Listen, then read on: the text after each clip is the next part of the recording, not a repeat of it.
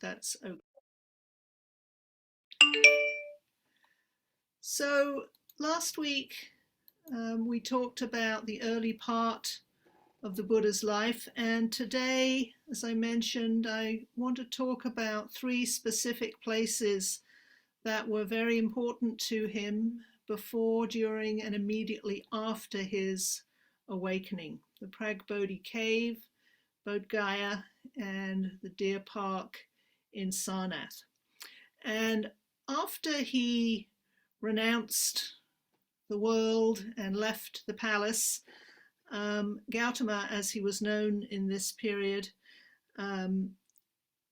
studied with 2 spiritual teachers. The first of them was called Alara Kalama, and Alara Kalama taught Gautama yogic meditation and how to enter deep states of concentration. And eventually, actually quite soon afterwards, Gautama became as skilled as his teacher, and so his teacher Alara said to him, "You're the same as I am now. There's no difference between us. Please stay and teach my students with me." But Gautama wasn't interested in that, because he knew that he wanted to find a way to end suffering and to attain awakening. So he left Alara Kalama and he found another teacher called Uddaka Ramaputta. And this teacher taught him more about these deep concentration states, and once again soon realized that Gautama was equal or perhaps a better practitioner than he was. And so Uddaka Ramaputta asked Gautama to take leadership of his community so he could retire. But once again, Gautama refused because he knew that he hadn't attained awakening yet. So he left Uddaka Ramaputta as well. And after that, he wandered around and he met with 5 ascetics who were practicing self-mortification, which included things like eating only a grain of rice every day, supposedly. 1 grain of rice a day, pretty severe. Enduring extreme pain, and controlling their breath, stopping breathing. And this period of extreme practices, it's sometimes called extreme austerities, lasted for about 5 years, so a long period of time. And I'm just going to share the screen now and show you a picture of what the Buddha, here we are. Can you see that? This is what the Buddha looked like after his or during his extreme austerities, supposedly. And so it's sometimes called the Emaciated Buddha or the Skinny Buddha. You'll often see this statue or similar statues like it described this way. And this is how he described his body later on. He said, "Due to eating so little, my limbs became like the joints of an 80-year-old or a corpse. My bottom became like a camel's hoof." Isn't that a wonderful image for a bottom, a camel's hoof? "My vertebrae stuck out like beads on a string. My ribs were as gaunt as the broken down rafters on an old barn. Due to eating so little, the gleam in my eyes sank deep in their sockets like the gleam of water sunk down a deep well. Due to eating so little, my scalp shriveled and withered like a green bitter gourd in the wind and sun. Due to eating so little, the skin of my belly stuck to my backbone, so that when I tried to rub the skin of my belly, I grabbed my backbone. And when I tried to rub my backbone, I rubbed the skin of my belly." So pretty graphic description, and you can see that here. You can see here his ribs sticking out, sinews on his arms. His face looks really, really thin and skinny. So this is how it's thought that he looked at the time.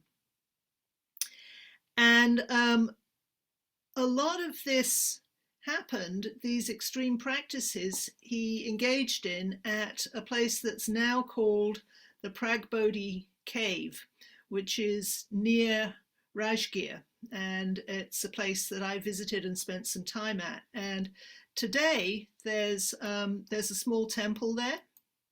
So this is what it looks like today. So the cave is actually behind this tree.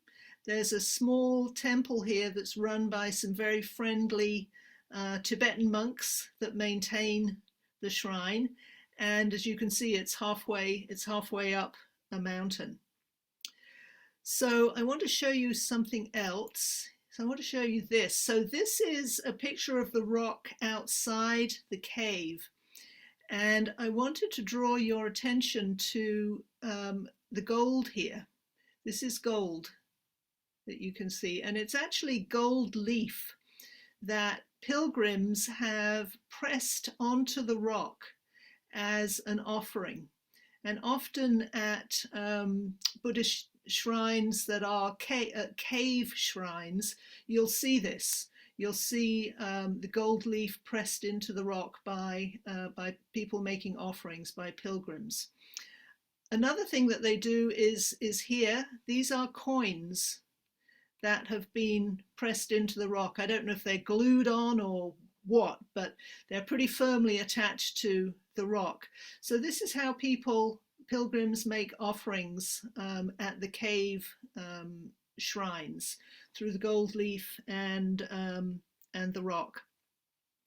So the statue that I showed you a minute ago, this one, is actually inside the cave. So this is inside the Pragbodhi Cave, and you can see there's this infamous historical item, the Buddhist donation box.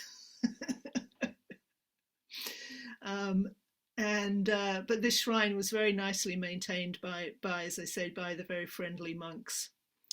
So eventually the Buddha decided that practicing in this extreme way was not going to lead to awakening, to enlightenment. He was just enduring an awful lot of suffering. So he decided to leave his 5 companions. And when they saw him get ready to go, they thought he was giving up, and that he decided he couldn't live this life anymore, that it was just too much for him and he was giving up on them. So they decided they wanted nothing more to do with him. And after he left them, he went and took a bath in the nearby Narangajya River, which I saw. And then he went into a local village that's now called Bakrao. And in that village, he was offered some kheer, or rice milk, in a golden bowl by a woman called Sujata. And I think rice milk is kind of a bit like rice pudding. If any of you grew up eating rice pudding like I did in school, I think rice milk is kind of like that, like rice pudding. Anyway, she offered him a bowl of rice milk because she mistakenly believed that he was a tree spirit. He looked so dreadful, so emaciated, that she thought he was a spirit who had granted her wish of having a child, because she'd recently given birth to a child, and Sujata thought that she had the tree spirit to thank for that. So as a way of making a donation, an offering, she was offering the tree, what she thought was a tree spirit, some rice milk. But of course, he wasn't a tree spirit. He was Gautama. And when he finished the rice milk, he took the bowl and threw it in the nearby river, the Narangajya River. And he was so determined to attain awakening, he supposedly said, "If I'm to succeed in becoming a Buddha today, let this bowl float upstream. But if not, let it float downstream. And of course, the bowl floated upstream, prophesying that Gautama would become a Buddha shortly that day. And I don't know if you were at the series of talks that I did in January on the Tergar poems. And we did a poem where it talked about a bowl flowing upstream. And that is, I didn't know it when I did the talk, but I know it now, that is actually an allusion to the Buddha throwing the golden bowl into the river and saying, if it floats upstream, I'll become a Buddha. If it floats downstream, I won't. So it's a direct reference to that. So the woman's name, as I mentioned, was Sujata. And today there is a stupa. This is the Sujata Stupa in ruins, as you can see. And this marks the site where her family lived, supposedly. And near, but very close to here, there is the Sujata Shrine. And you can read, this is the ancient place where Sujata of the village Bakro was Sanani, had offered milk rice to Siddhartha here under the banyan tree. And again, you can see her offering the milk here, the rice milk, and you can see the emaciated Buddha here. So this is really off the beaten track. This is not a common tourist site, and I felt very fortunate to go there because Sujata is one of my heroines that she fed the Buddha when he needed it. So after he had the rice milk, the Buddha left Bakrao and walked about 1.5 miles and arrived in what is now Bodhgaya, determined to find a way to end suffering. And he knew that this was what he called a middle way, because he knew that you couldn't end suffering by indulging all our cravings and living a life just composed of pleasure, because that's what he'd grown up with in his father's palace, of course. And he knew that suffering, indulging every whim, every pleasure, didn't do anything to end suffering, that suffering was inevitable when he saw death and old age and sickness. And he also knew that the end to suffering was not through trying to, do these ascetic practices of 1 grain of rice a day and trying to grit your teeth and get through it. So he knew there had to be a middle way. And at this point, he supposedly remembered a previous meditation experience that he had had as a child under a tree. And this memory led him to ask himself if really looking at his mind and looking at the suffering could be a way to end it by looking at it with kindness. And so he sat down underneath a peepal tree, P-E-E-P-A-L, peepal tree, and vowed not to get up again until he had attained awakening, enlightenment. Now, of course, we don't know what actually happened, what his experiences were under that tree, but here's the story of what happened. So not long after he started to meditate, he was assaulted by the forces of Mara. And Mara is the tempter in Buddhism, and I've talked about Mara on occasion before. Mara is a mythical figure.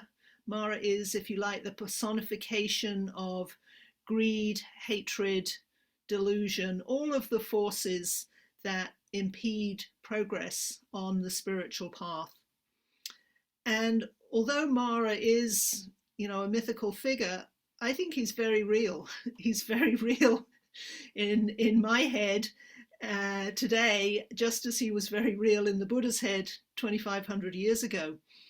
It's, I think, Mara who whispers in our ears and says things like, you really want this, you really need this, or you really don't want this, or this would make you happy, or whatever, all of those little tempting little voices in our heads.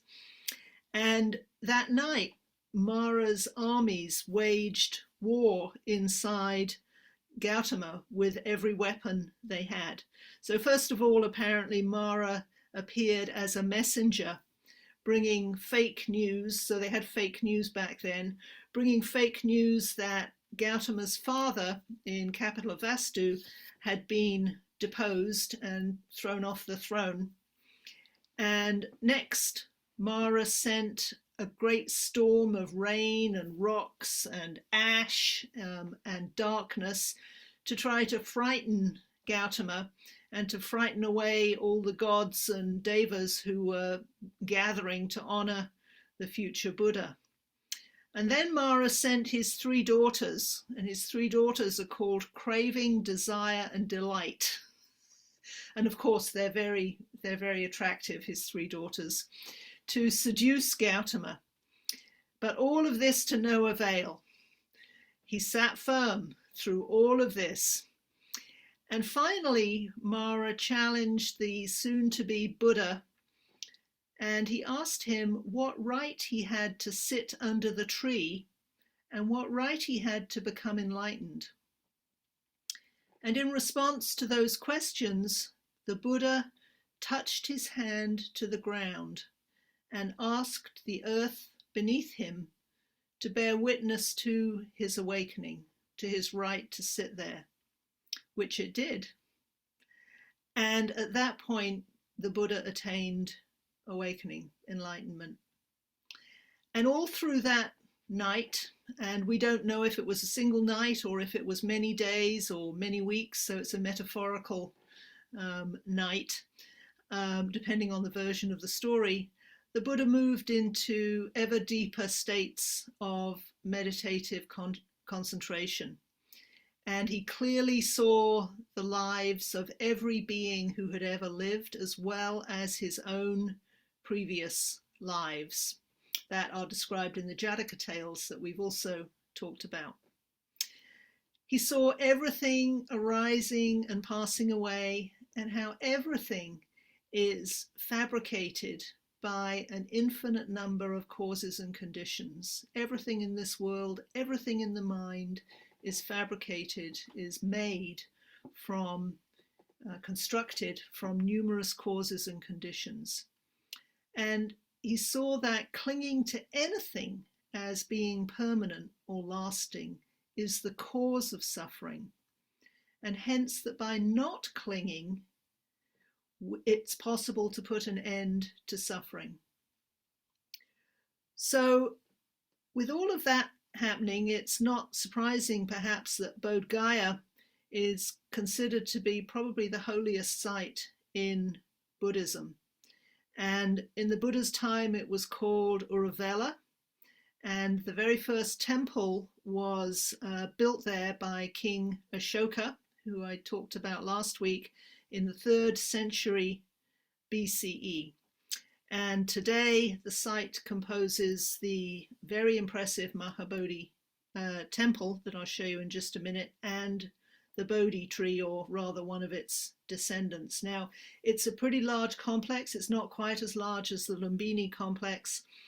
And the security there is very tight. Nobody was allowed to take their phones or cameras in, or purses, because the site at Bodhgaya has been subject to attacks in recent years. In 2013, it was bombed with 10 IEDs, improvised explosive devices. And although no damage was done to the structures, 5 people were injured. And another bomb was detonated in 2018, so just 5 years ago, when the Dalai Lama was on the site. So they're very, very stringent about security. So the pictures that I've got from Bodhgaya are all from the web rather than from yours truly. So this is the Mahabodhi temple, And as you can see, it's huge. You can see these monks down here, so you can get an idea of the scale of it. And what's so interesting is that even though it's so big, the carving on it is so incredibly intricate. You know, it works at scale. It's this huge building with these incredibly fine, delicate, intricate carvings. Very impressive. And there's also this wall, you can just see it, that goes actually all the way around and also encloses the Bodhi tree. I'll show it to you from the other side in just a minute. So this is what's inside the Mahabodhi temple, this very impressive statue of the Buddha. And it shows, so he's covered in a gold cloth here, as he often is, and he's actually sitting in what's called the earth-touching mudra. You can just see his arm down here and his fingers are actually touching the earth here. So this is a very common, you'll often see statues of the Buddha in the earth-touching posture, where he's calling on the earth to witness his right to sit there, sit under the tree and attain enlightenment. So yeah, and I was able to sit there and meditate and had just a wonderful time. Quite a lot of people there, though. So, and this is the Bodhi tree. So this is the back of the temple. You can see the back wall of the temple here. And this is the what surrounds the temple and the tree. You can see it's pretty big, the tree. Here's, again, you can see a monk standing here, so you get an idea of the scale. And you can sit here on the inside there of this enclosure. There's a dip in the stone, then you can sit in it and meditate, which I did. And there are monks circumambulating and tourists and pilgrims walking around it, and there's also a lot of people, there's quite a lot of space, and groups of monks are sitting and meditating and chanting there. So a lot of some Tibetan monks, a lot of Thai monks, and monks from other Asian countries, Cambodia, Myanmar, Vietnam, Laos, and also some Japanese monks as well. Mostly monks, a few nuns, but mostly monks. So yeah, so it's pretty impressive, the Bodhi tree. And I managed to, you know, leaves from the Bodhi tree are pretty sacred, and I did manage, one leaf presented itself to me, and so when I got back, I sent it to my teacher, my meditation teacher here. So I don't know if he's got it yet, but yeah. Oh, and let me just say, so a Bodhi tree, what makes a Bodhi tree is that it is a descendant of the original Bodhi tree, and this one is a descendant. So a sapling has been cut off and planted, in other words. So people trees are not all Bodhi trees. It has to be descended from the original Bodhi tree. So there are Bodhi trees, you know, all over the place that are descended from the original, including this one. I think this one is probably, I think it's at least 150 years old. Yeah, I think that was what they said. Yeah, because they had pictures of it that were photographs and drawings of it like in the 1880s, and it was really small. And this is how big it is today. So, so I want to get back to the story of the Buddha. And after his awakening, he stayed in the vicinity of the Bodhi tree and practiced sitting and walking meditation for about 7 weeks. And he moved around a little bit. So he sat under the Bodhi tree for a week. Then he went and did walking meditation for a week. Then he went and sat under another tree, went to sit by a pond, and so on. But he stayed in the general area for about 7 weeks. And it's said that after about 6 weeks, there was a torrential rainstorm that lasted a whole week. and the Buddha got drenched. However, King Cobra, whose name is Muscalinda, the Cobra King came out from underneath the earth and protected the Buddha from the rain with the cobra's hood. And today there is a lake in the Bodhgaya complex that shows this. So here's the lake, and here is the statue of the Buddha, and these are Muscalinda's coils the Buddha's sitting on, and here is his hood coming up to protect the Buddha from the rain. And you see lots of Tibetan prayer flags everywhere. So yeah, they all look pretty recent too. So I was able to sit here and look at the lake and Muscalinda protecting the Buddha. So also in Bodhgaya, there's this very impressive statue of the Buddha. You can see the air pollution that I was talking about last week here. This statue is about 80 feet tall, and it's surrounded on two sides by smaller sculptures of the Buddha's 10 most important followers. So you can see them. Here's 1, 2, 3, 4, 5, and on this side you can just see 3. 1, 2, 3. So there are 2 that didn't make it into this shot. But this statue of the Buddha just kind of dominates over, other than the Mahabodhi temple, the site. So away from this main site, there are lots of monasteries and temples at Bodhgaya, not surprisingly, and I visited a few of them. And one that I wanted to mention in particular is a monastery in the Tergar lineage in Tibetan Buddhism. And this monastery was established in, I think, the early 90s by Yongey Mingyur Rinpoche, who you might have heard of. He's pretty well known in the West and has quite a following in the US and in other countries. He's the head of the Tergar lineage these days and is really extraordinary. When he was in his 20s and head of a monastery, he left for about 3.5, 4 years. He just walked out to do a wandering pilgrimage all on his own, didn't tell his family or the people who were serving him what he was doing. He just left and then almost died and came back and wrote a wonderful book about it, the name of which I've forgotten. Somebody might remember it. Loving the World, yeah. That's been made into a movie, which is terrific. So anyway, I wanted to tell you about the Tergar Monastery because I met these 2 little guys at the Tergar Monastery, and they're very happy, very proud of their English, and they wanted to practice their English on me. And this is their English, an English textbook, and they showed me their handwriting, which I have to say, their cursive handwriting is better than mine.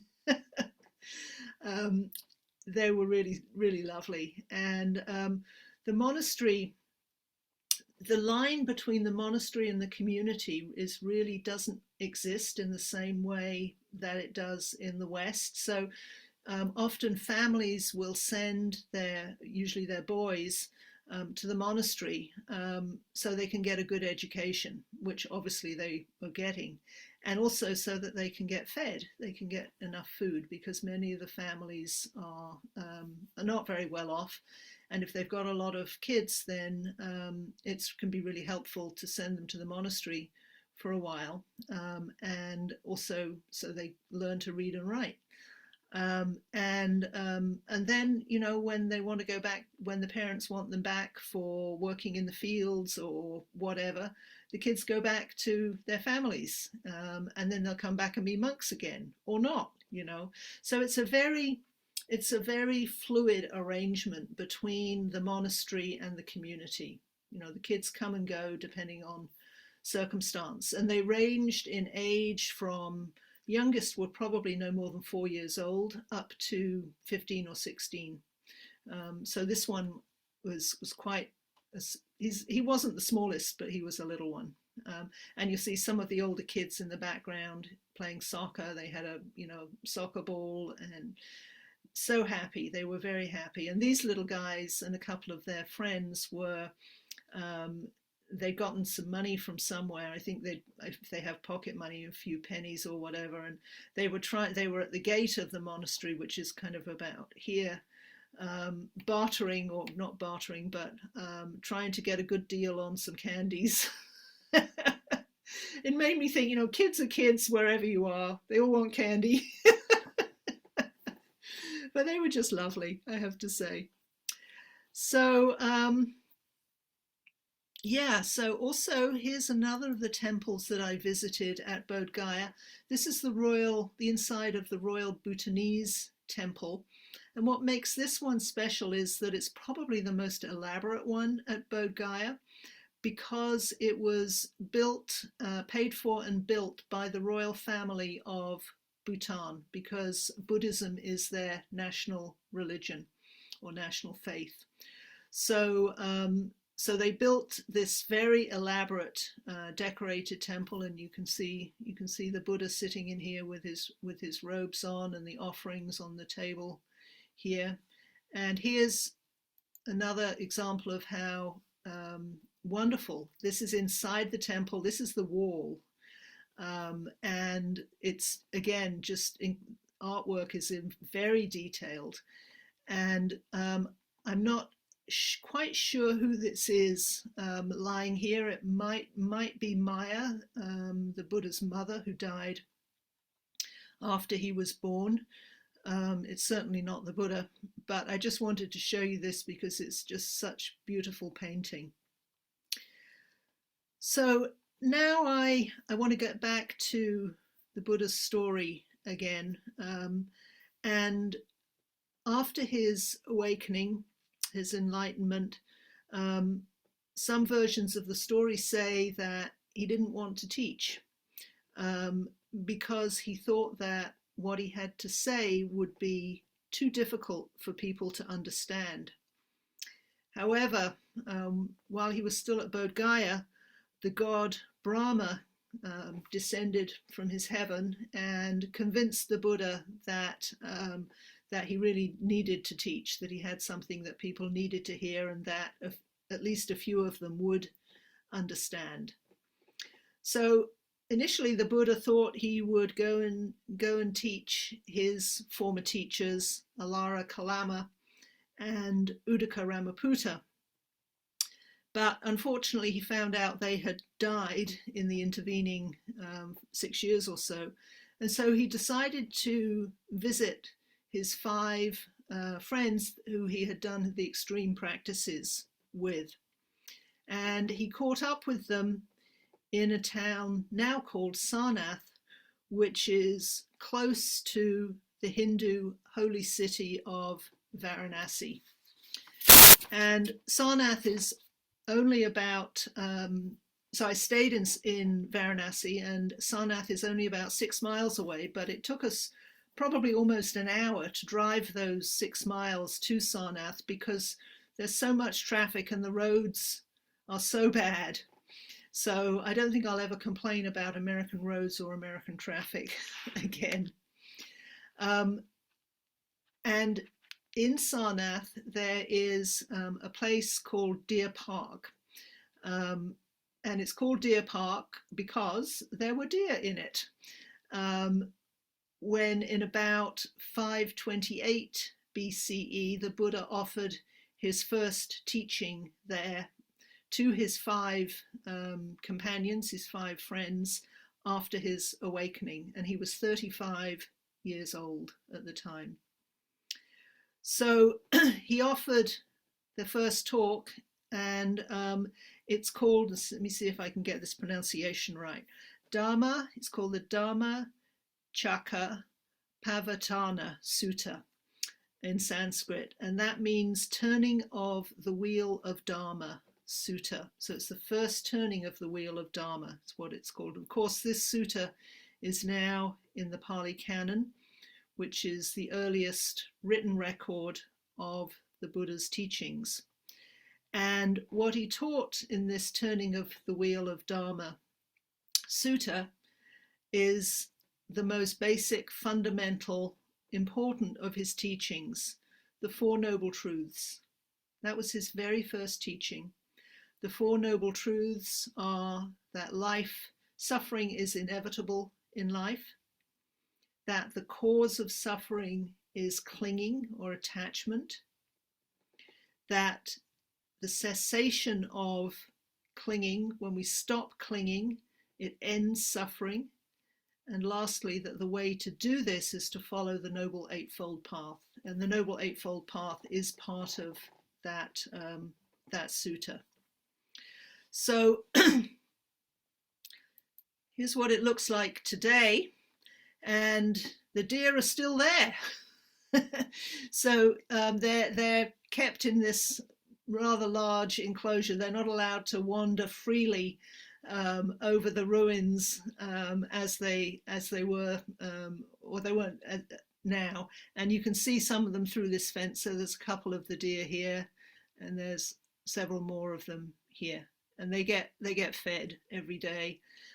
They're smaller deer than North American deer, or at least a lot smaller than the deer we have on Whidbey Island, maybe because it's so hot there, I'm not sure. But anyway, there are still deer at Deer Park.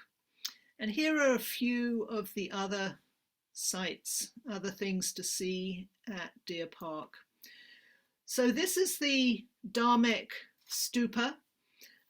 As you can see, it's having some work done. This is scaffolding up all around it. And for scale, you can see this is one of the workers up here, and here's his colleague. So there are two people on top. This structure is about 128 feet high and about 92 feet in diameter across. So it's pretty big. And in the foreground here, this is ruins of a monastery. And the Dharmek Stupa, you can't go inside, but you can walk around it, which I did. And this supposedly marks the precise spot where the Buddha offered his first talk. And as I mentioned, this was originally built by King Ashoka in 249 BCE. So about 200 years after the Buddha's death. And it's a pretty impressive structure, I have to say. So also at Deer Park is this, the Dharmarajika Stupa. And this was also built by King Ashoka at about the same time. And it originally housed some of the Buddha's relics, some of the ashes, and we talked about putting ashes in stupa, in relics in a stupa last time. Lupe had a question. So this is supposedly where some of the Buddha's relics ashes were. And again, this is another monastery in the foreground. I'm sorry about the quality of this slide. It's not very good. So this stupa was actually intentionally demolished in the 18th century, and the materials were used to build other buildings. So they thought they could put the masonry to a better use. So this is what it looks like today. And also at Deer Park in Sarnath, there are the remains of an Ashokan pillar. And I talked a bit about Ashokan pillars last time. This pillar, there we are. This is the pillar itself here. And you can see there's an inscription on the pillar here. And it's all enclosed behind a glass enclosure. So this is glare from the glass. But you can see the glass enclosure here. And these are other pieces of the pillar that fell nearby. And this pillar had a lion capital on top of it, which remarkably didn't break off, didn't break up in the when the pillar fell over. And I'll show you a picture of the capital in just a minute, but this pillar basically fell over. This is no recent occurrence. It fell over in the 13th century. So it's been like this for a long time. The lion capital is just remarkable, and here it is. So this is what it looks like today. It's in the Sarnath Museum that I visited, and they've shined it up a little bit.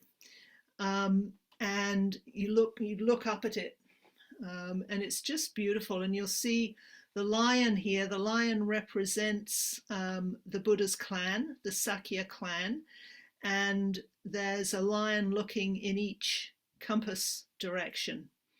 And that's because on these pillars, Ashoka is trying to put out the word of the Buddha's teachings are essentially the law of the land. And so he's trying to promote the law of the land. He's trying to promote Buddhism. So the lions are proclaiming it in all four directions.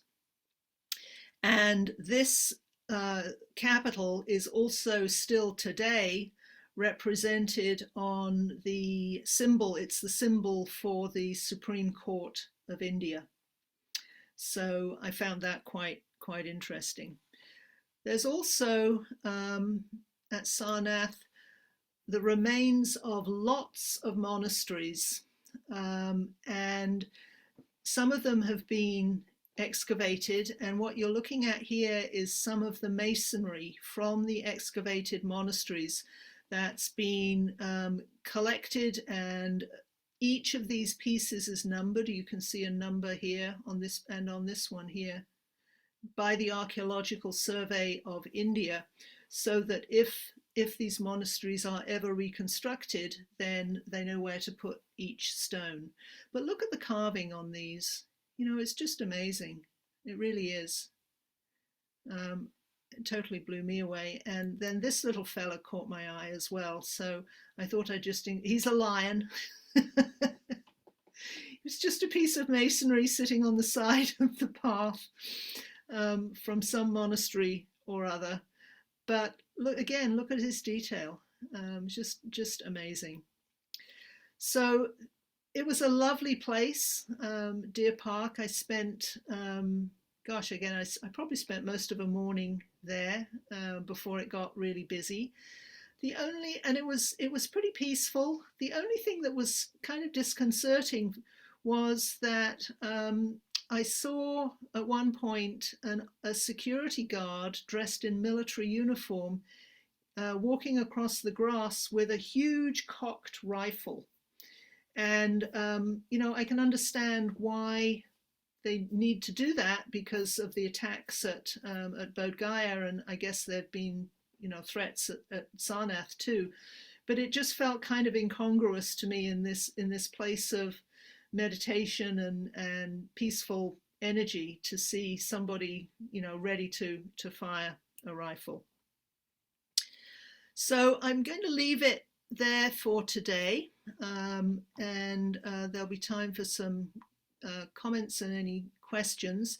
Next week, I'm going to talk about Sravasti, a bit more about other places at Rajgir and Vaishali. All three of those places are places that the Buddha spent a lot of time talking, teaching at, and meditating at. And then I'm also going to talk about Kushinagar, which is where he died. So I'm going to stop the share now. There we go. And and see if there are any comments or questions. And I can put the slides back on if you have a question about any of the slides.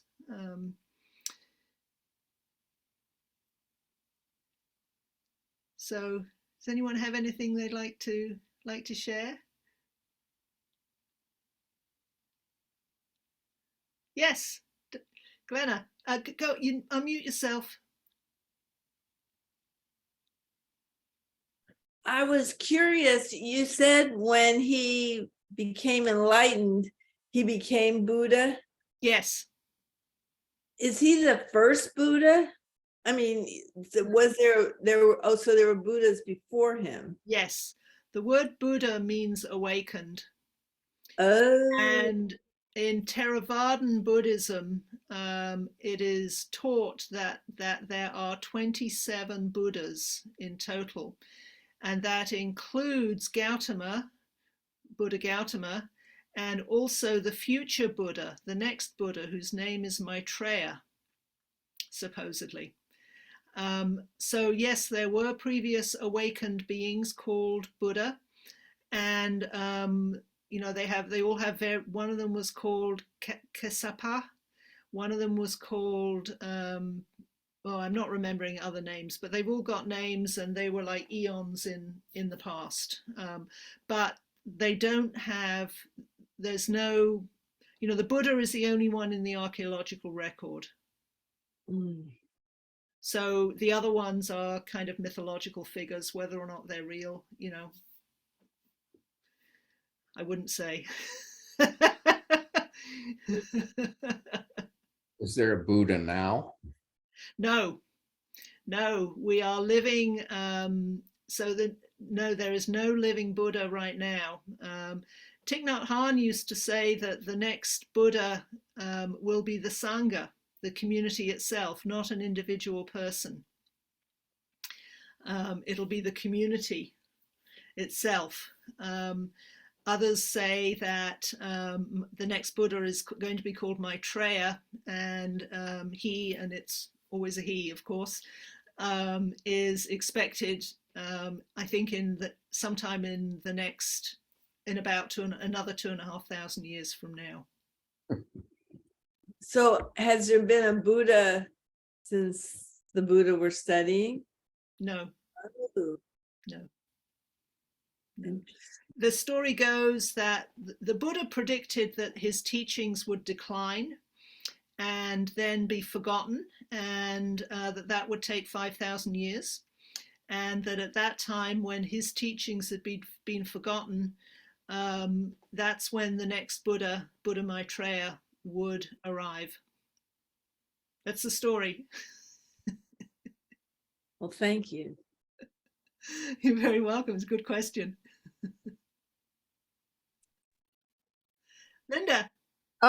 Just along this line, how old was the Buddha when he died? Oh, I didn't say that. Did I? Oh, well. He said he started teaching at 35. He started teaching at 35, and he was 79 or 80 when he died. So basically, he taught for 45 years. Okay, so he taught all the clear till he died. Yes. Basically. Yes. And most of that teaching was, he would wander with his disciples from village to village offering the teachings, and he was only in one place for the rainy season retreats, and basically the monks came together during the rainy season retreats because they couldn't travel very much because it was so muddy, and also they didn't want to kill all the worms and the insects that came to the surface of the earth. So he said, we don't travel during the rainy season to avoid killing them, and also because it's really hard to travel. So they came together, and that was the origin of the first monasteries, was these where they came together for the rainy season retreats.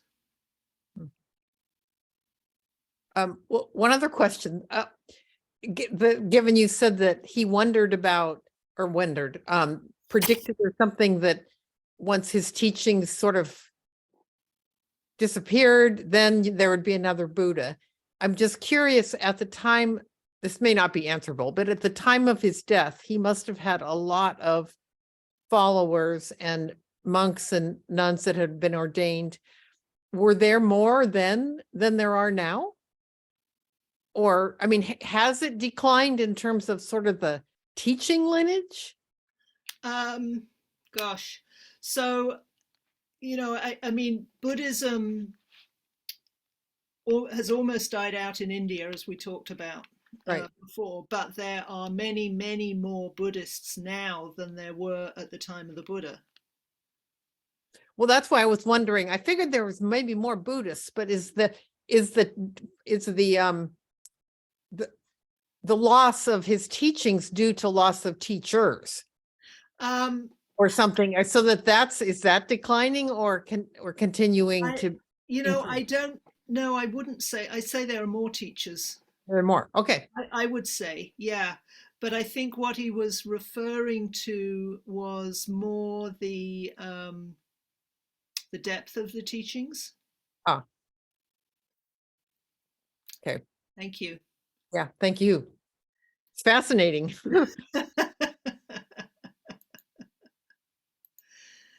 I'm just stopping the recording there.